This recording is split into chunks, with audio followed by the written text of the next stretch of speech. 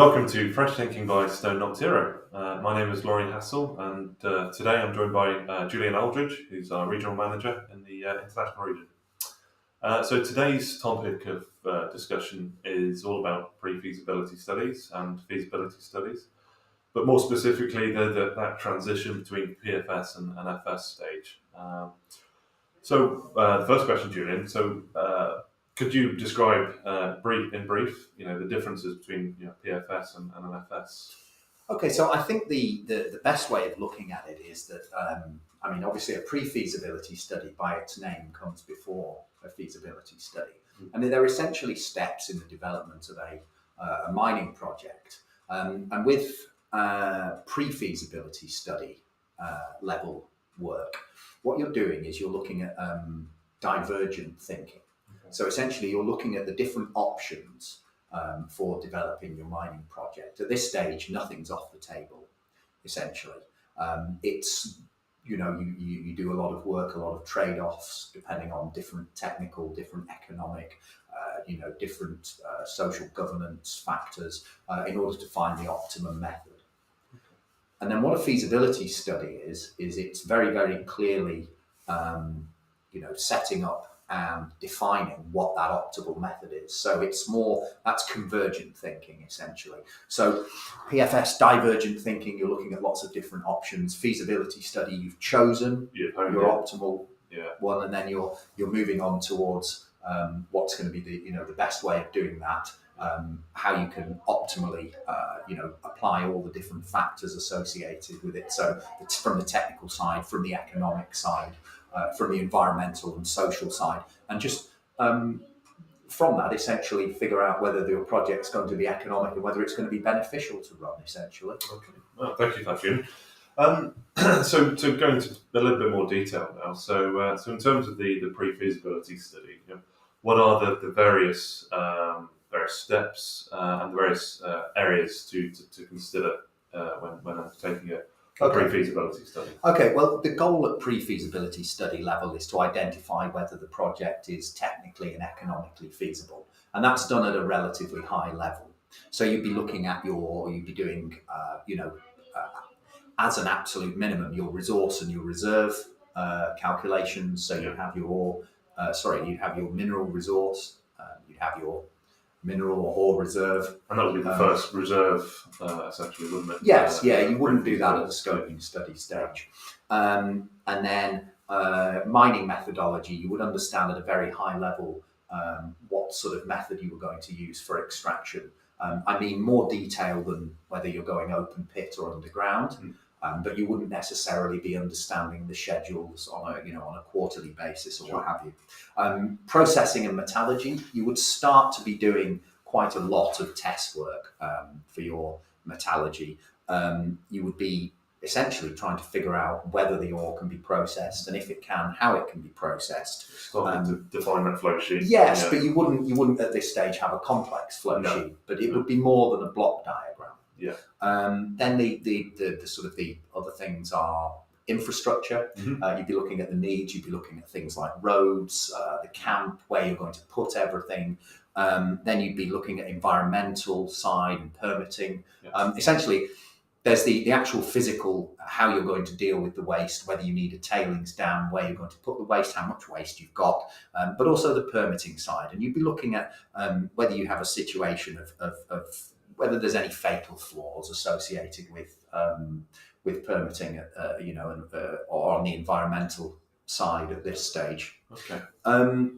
The last sort of thing that you do is you take all your inputs from those and you put them into your cost model, and essentially you would estimate whether the project is going to be profitable, viable, exactly, economically viable at this stage. Your payback period, the risks, the economic risks associated with it, and from that you make a go no go decision as to whether you then go on to feasibility stage. Sure. And I guess there'll be a whole bunch of recommendations, for the project for feasibility stage. So identifying what needs to be covered at the next stage. One of the the most critical outputs from that is the path going forwards. Yeah. So it's the work that the company can be doing to prepare themselves for feasibility study stage. Yeah. Essentially, because the study will often require a lot of pre-work to be done. Yeah. I can give you the fairly obvious example of understanding the hydrology of the area. You need at least 1 year's understanding of the movement of the water table, because obviously it's seasonal. So that's going to give you a year's lead time, and you really need to know that in detail at feasibility study stage. So that's something. That's why. And so what changed? So we've discussed pre-feasibility and everything that needs to be considered at that study stage. But what changes when you progress from PFS? You just touched on a few things there. From PFS to FS in terms of all those disciplines and areas. I mean, the move from PFS to FS is all about refining what you've and verifying the information that you've gathered at the PFS stage. You've decided on your optimal route at this time. You've finished doing your trade-off studies, or at least you shouldn't be doing trade-off studies by the time you get to feasibility, and you're just looking at everything in a higher level detail and at a higher level of confidence. I mean, key things to consider are your resources should have a much higher level of confidence. Then same for your reserves. You should have a very good understanding of that. In terms of looking at things like engineering design, it's going from a high level to understanding it essentially. How your engineering, how your mind's going to progress on a quarterly basis. You have, I mean, the ballpark figure is you want to be looking at everything within plus or minus 10% of the actual. In terms of confidence. Yeah, in terms of confidence on cost, in terms of confidence on timing, that sort of thing. Metallurgical test work, you should have a very detailed flow sheet being developed as part of your feasibility study. And that would include, I guess, bulk test work, maybe pilot scale. Very often pilot level test work, particularly if it's untested or complex ore body. Yeah. It's not an off-the-shelf solution, as you could call it. You should be a long way down the route on environmental permitting. You should have a very good understanding of the amount of waste, what the waste is going to be like, and how you're going to deal with it. And then obviously the big one, again, you need all these inputs in your cost model and your economic analysis. And at this point, you're going to have a financial model, which the aim is to be within plus or minus 10% of what you're actually going to cost in terms of capital to build the mine, and then in terms of OPEX throughout the mine life. In terms of defining, price forecasts, but also, your operating costs need to be. You want to be able to take a feasibility study to a bank or a finance group, put it on the table and be able to say, look, this is the economics of my project. You should, from this, be able to make a decision about whether you want to invest or not. Sure. And that is the key thing. Yeah. But that requires so much pre-work and so much technical and economic understanding. Yeah. So I guess so we talked about PFS and that transition to FS. So I guess in summary, you're taking what is a concept at PFS stage and then really testing that concept with high confidence inputs, costs, etc., and ensuring that it is viable, in terms of economics and schedules, etc. You're trying to prove that the project will work, or as close as you possibly can, essentially.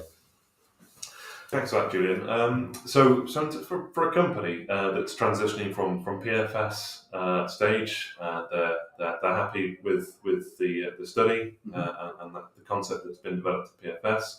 They're now wanting to progress to feasibility study stage.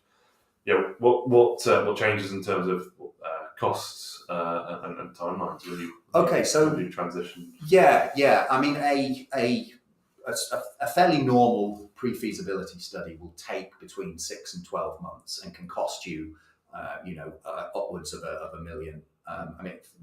Hundreds of thousands of dollars to upwards of $1 million. Yeah. A feasibility study can take you anything from a year to 2 years, and for very large ore bodies or for particularly complex projects, it can be upwards of sort of $50 million.